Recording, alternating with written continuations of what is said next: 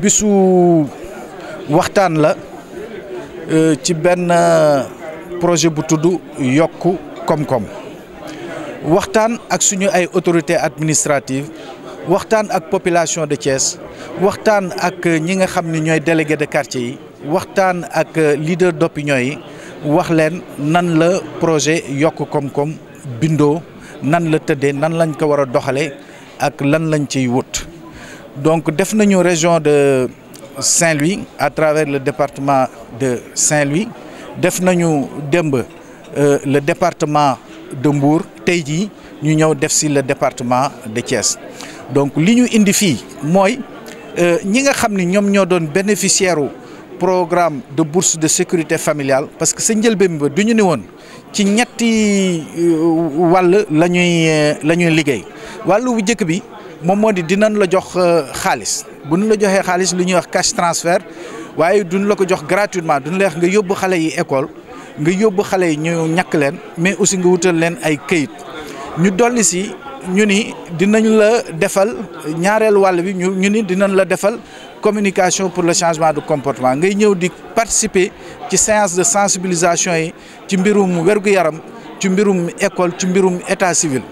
Donc ñu ni nag ñetteel wàll bi nga xam ne moo mën a wër loolu yëpp moom moo di duñ lay jox benn ndimbal bi nga xam ne moom la ñu tuddee bourse productive nga xam ne di nga mën a def ay activités génératrices de revenus en plus de cela maintenant ñu defal la couverture maladie universelle loolu moom mooy modèle sénégalais bi nga xam ne moom la ñuy expérimenter et que loolu du ñu yaakaar ne buñ ko joxee njël bi dina ko mën a permettre mu soulager wu dina mën a am autonomie dina mën a demal boppam donc tey jii du ñu ñëw.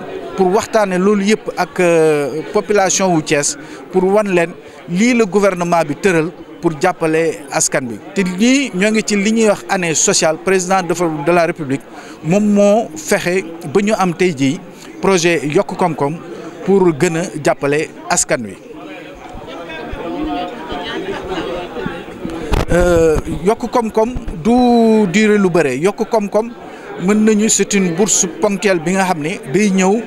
En 2019 benn yoon lay ñëw donc benn injection la mais balaa ñuy def injection bi dinañ la defal formation yu bëri formation yi dina jëm ci nga gën a gëm sa bopp formation yi dina jëm ci nan ngay téye di xayma li nga yor ngay jàng maanaam affaire comptabilité no nan ngay gérer say activité donc am na ay formation yu bëri yi nga xam ni dinañ ko def donc loolu du ñu yaakaar ne bu ñu tàggatee askan wi.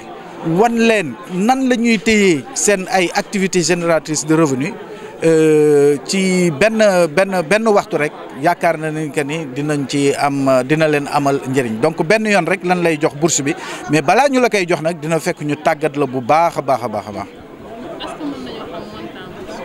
montant bi 80 000 francs la bourse productive bi 80 000 francs la benn yoon lan la koy jox mais avant ñu la koy jox dinañ la tàggat bu baax a baax a baax a baax.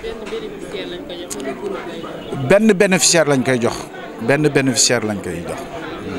Programme national de bourse de sécurité familiale. C'est un projet qui est financé par la Banque mondiale et qui vient renforcer les 3 piliers déjà qui étaient mis en œuvre dans le cadre du projet de bourse de sécurité familiale, à savoir le premier pilier, c'est le cash transfert conditionnel à l'éducation, la santé, l'état civil, le changement de comportement, un pilier qui nous permet de renforcer le rétablissement des liens sociaux. Et maintenant, nous attaquons le 3e pilier, à savoir le renforcement de la résilience économique des ménages avec des activités génératrices de revenus. Et nous pensons que avec la couverture maladie des bénéficiaires de ces programmes-là, nous pouvons aller vers l'autonomie. Donc aujourd'hui, nous sommes à Thiès pour partager le projet Yokku Koom-Koom avec les autorités administratives, les populations, les leaders d'opinion, les chefs de quartier, les délégués de quartier, les maires, pour qu'ils comprennent ce projet et pour qu'ils puissent accompagner donc la réussite des objectifs assignés à ce grand projet de renforcement de la résilience économique des ménages vulnérables du Sénégal. Le projet a déjà démarré dans les régions de Dakar, de Thiès et de Kaolack. Aujourd'hui, nous sommes là pour tout simplement l'extension à travers donc le département de Thiès et le département de Mbour, en plus du département de Saint-Louis. Donc nous avons déjà fait Saint-Louis, Mbour, et aujourd'hui nous sommes à Thiès. Donc Thiès va bénéficier de 1000 bourses productives, de même que Mbour. Donc au total, la région va bénéficier de 2000 bourses productives pour une phase pilote. Donc après cette phase pilote, nous allons passer à la généralisation donc, de ce programme à travers toutes les régions du Sénégal. Ce sont les mêmes bénéficiaires qui vont bénéficier de ce programme? Les mêmes bénéficiaires, c'est ce que nous appelons la stratégie du tir groupé.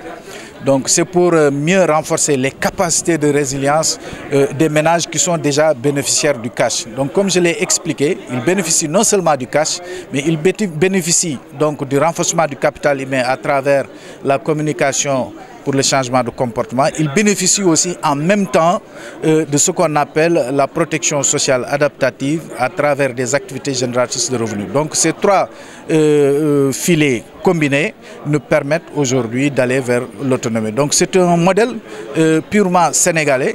Nous y travaillons. Nous allons faire l'évaluation à partir de 2019 pour voir comment nous pouvons améliorer le système et toucher l'ensemble des bénéficiaires du RNU. ñoo boobu nag du nuyu Pape Malick kese directeur des programmes waaye nuyu délégation bi yëpp la muy nuyu délégué général ministre Anta Sarr Diawo muy nuyoo Demba Ndiaye nga xam ne moom mooy coordonnateur programme d'appui aux filets sociaux nga xam ne Banque mondiale moo koy financé du nuyoo aussi Madame Doucouré nga xam ne mooy chefu projet bi yokk koom-koom mais nuyu yooyu aussi mooy nuyoo Birane Gueye nga xam ne mooy seen coordonnateur régional. Mais comme ni ma ko waxe woon à Saint-Louis et à Mbour noonu laa koy waxe waat fii rek ñun ay ndaw kese lañu duñ ñoo yónni te buñ la yónnee kat da ngay jébal nan la yónnee.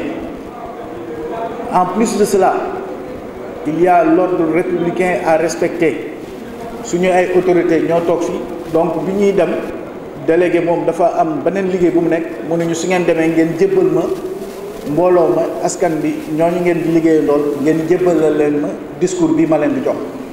xëy na ñun ay techniciens lañ tàmm ñoo lire ay discours mais dama leen bëggoon rek liiral ci nasaraan yóbbante bi nga xam ni moom la ma ministre bi jox ni ma soo demee nga wax ko foofu pour que ñu bañ a trahir wala wax li nga xam ni jubul ci la nga xam ne moom la ñu yónnee.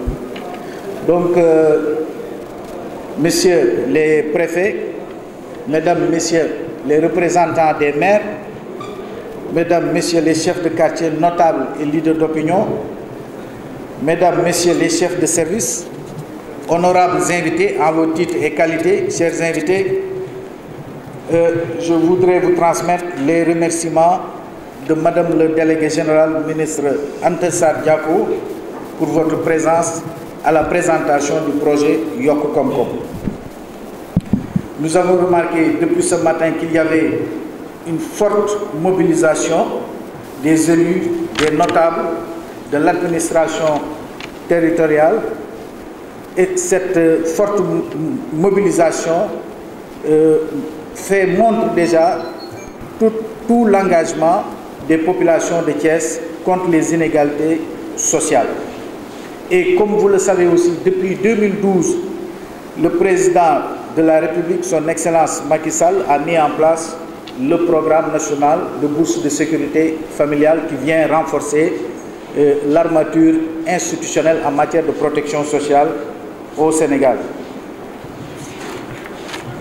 Et parmi ces armes de lutte contre l'exclusion sociale et la vulnérabilité, nous pouvons citer la couverture maladie universelle, les cartes d'égalité des chances, la revalorisation des pensions de retraite, la gratuité de la césarienne et l'amélioration des niveaux de revenus des travailleurs. Aujourd'hui, nous nous retrouvons ici pour élargir et renforcer cette cette panoplie de filets sociaux destinés aux populations les plus défavorisées. Et au-delà du transfert monétaire classique, somme toute salutaire pour les ménages fragilisés, aujourd'hui nous avons le projet Yokk Kom Kom que nous venons vous présenter et qui vient ouvrir des cycles vertueux permettant à nos braves populations d'intégrer divers champs productifs dans l'agriculture, l'élevage, le petit commerce, l'artisanat, etc. pour générer des revenus modestes à fructifier, tel l'oiseau qui petit à petit fait son nid. Et on dit très souvent que ce sont de petits ruisseaux qui font les grands fleuves que nous voyons se jeter à la mer. Et combien de fois avons-nous entendu la légende de fortune née de coups de pouce bien modestes? Mais on le sait, de telles légendes sont faites de sueur, de travail acharné, d'abnégation, de courage infini et de solidarité laborieuse. Nous savons toutes ces vertus incarnées en le peuple sénégalais, peuple de femmes laborieuses et d'hommes laborieux, et c'est pourquoi nous avons la certitude que le projet Yokk Kom Kom aidera bien des ménages à s'émanciper de la précarité. Ce projet fera tout à l'heure l'objet d'une présentation par Madame Doucouré, qui est la responsable de ce projet-là. Cependant, vous comprendrez bien que la rareté des ressources ne permet pas d'atteindre au premier coup tous les ménages ciblés. L'important effort initial du gouvernement embrasse déjà 12 000 ménages à travers le territoire. Je parle toujours du projet Yokk Kom Kom. Et c'est le lieu de remercier la Banque mondiale, qui est le partenaire technique et financier qui nous soutient et nous accompagne dans cette importante initiative nationale de renforcement de la résilience des ménages vulnérables. Pour atteindre ces 12 000 ménages bénéficiaires de la bourse productive Yokk Kom Kom, qui a déjà démarré ses activités dans les régions de Dakar, Thiès et Kaolack, pour l'égalité des chances, nous avons choisi d'étendre ces activités dans la région de Thiès, plus précisément dans le département de Thiès et le département de Mbour. Donc aujourd'hui, nous sommes là pour vous présenter le projet Yokk Kom Kom qui, nous le pensons objectivement, est apte à améliorer progressivement la santé économique des ménages vulnérables. Nous avons eu comme approche pour une première étape l'injection de cash avec la bourse de sécurité familiale, qui est un transfert monétaire conditionnel à l'éducation, la santé, l'état civil. Nous avons eu comme deuxième palier donc toute la panoplie de changements de comportement, les séances de sensibilisation sur la santé, l'éducation, l'état civil. Et aujourd'hui, nous recevons le troisième paquet de services, à savoir la résilience économique avec la mise en place d'activités génératrices de revenus. Et ce système est entouré maintenant par la couverture maladie universelle et nous pensons que c'est ce dispositif-là qui nous permet d'aller vers l'autonomie. Ainsi, pour finir, Madame le ministre sollicite vos prières, les prières des imams et autres hommes de Dieu pour que nos semences d'aujourd'hui fructifient au grand bonheur du peuple sénégalais. Je ne serai pas long pour terminer et dire qu'aujourd'hui nous comptons exceptionnellement pour des acteurs comme vous, engagés avec nous depuis 2012 dans la mise en œuvre du programme national de bourse de sécurité familiale, et nous sommes persuadés que cet engagement-là, vous pouvez faire montre de même dans le cadre de la mise en œuvre du projet Yokk Kom Kom. Donc voilà le message que je voudrais transmettre au nom de Madame le ministre délégué Anta Sarr Diack. Je vous remercie de votre aimable attention.